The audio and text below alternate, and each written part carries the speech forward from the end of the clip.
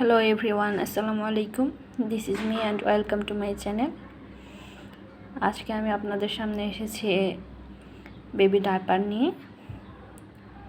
বাংলাদেশে বর্তমানে অনেক ব্র্যান্ডের ডাইপার পাওয়া যায়। তো কিছু আছে দেশি, কিছু আছে বিদেশি, অর্থাৎ বিদেশ থেকে আমদানি করা হয়।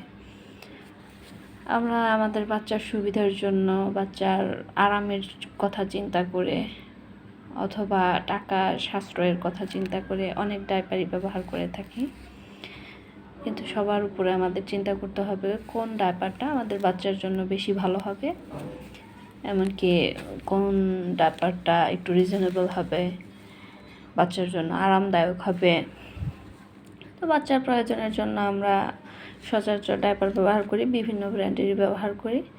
আসলে দেশের বাহিরের যে প্রোডাক্টগুলো, এগুলো অনেক সময় বেশি কস্টলি হয়ে যায়, যেগুলো আমাদের সাধ্যের মধ্যে থাকে না।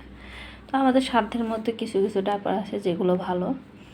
এর মধ্যে বর্তমানে বেশি পপুলার হচ্ছে হ্যাপি ন্যাপি, টুইঙ্কেল, অভনি, থাই, চুচু, এরকম অনেক ডাইপার আছে, অনেক ব্র্যান্ডের ডাইপার আছে।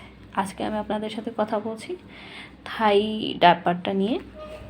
আমার বাচ্চার বয়স 2 বছর 7 মাস চলতেছে, তাই আমি বাচ্চাকে এক্সেল সাইজের ডাইপারটা ব্যবহার করাই।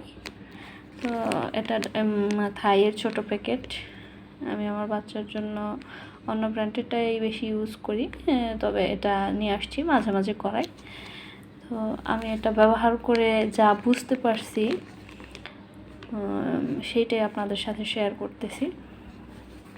আসলে থাই ডাইপারটা, এটার মূল্য দেওয়া আছে 140 টাকা, কিন্তু 100 টাকার মতো রাখে। দামাদামি করে হয়তো বা 90-95তেও অনেকে কিনতে পারবেন।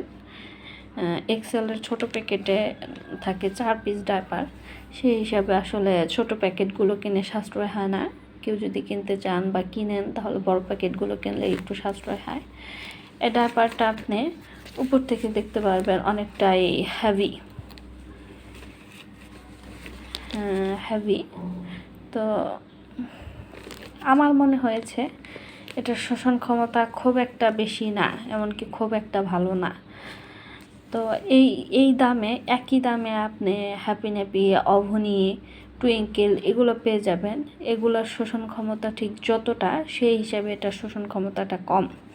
এখানে আসলে একটা ইন্ডিকেটর দেওয়া আছে, এই চিহ্নটা দেওয়া থাকে যে বাচ্চার ইউরিনটা বেশি করেছে না কম করেছে, কতটুকু করেছে, অর্থাৎ ইউরিন আসলে এটা কালো হয়ে যাবে। কিন্তু এটা আমি খেয়াল করে দেখছি, সারা রাত পড়াইতে গেলে বাচ্চা যদি একটু বেশি শিশি করে, তাহলে দেখবেন যে এটা অনেক সময় লিক হয়ে গেছে, যে ক্ষেত্রে অন্যান্য ডাইপারগুলোও এতটা লিক হয় না।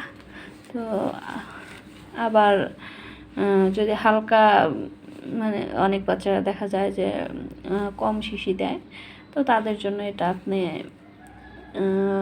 ইজিলি ইউজ করতে পারেন, কোনো সমস্যা হবে না। অথবা ঘুরতে যাওয়ার সময় পরিয়ে নিয়ে গেলেন বা বাইরে যাওয়ার সময় পরিয়ে নিয়ে গেলেন, ইজিলি আপনি পরাতে পারবেন, সমস্যা নেই।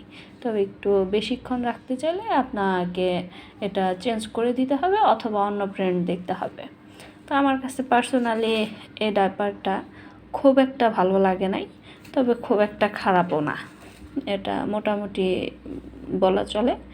আর এই ডাইপারটার সুবিধা হচ্ছে এটা আপনি সব জায়গাতেই পাবেন, শহর হোক অথবা গ্রাম, যেখানেই হোক না কেন আপনি সব জায়গাতেই পাবেন। কিন্তু আসলে আমরা যে ব্র্যান্ডগুলো পছন্দ করি বা মনে হচ্ছে ভালো লাগতেছে, এগুলো সচরাচর আমরা পাই না। এই জন্যই এটা হচ্ছে একটা বিশেষ সুবিধা যে এই থাইয়ের ডাইপারগুলো আপনি গ্রামে গঞ্জে যে কোনো জায়গায় পেয়ে যাবেন।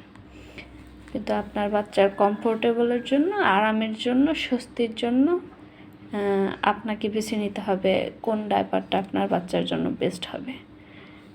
আমি আমার একান্ত মতামতগুলো পোষণ করলাম। আপনাদের যদি কিছু জানার থাকে অবশ্যই কমেন্টসে জানাবেন, আমি উত্তর দেওয়ার চেষ্টা করব ইনশাআল্লাহ। ভালো থাকবেন সবাই। আসসালামু আলাইকুম।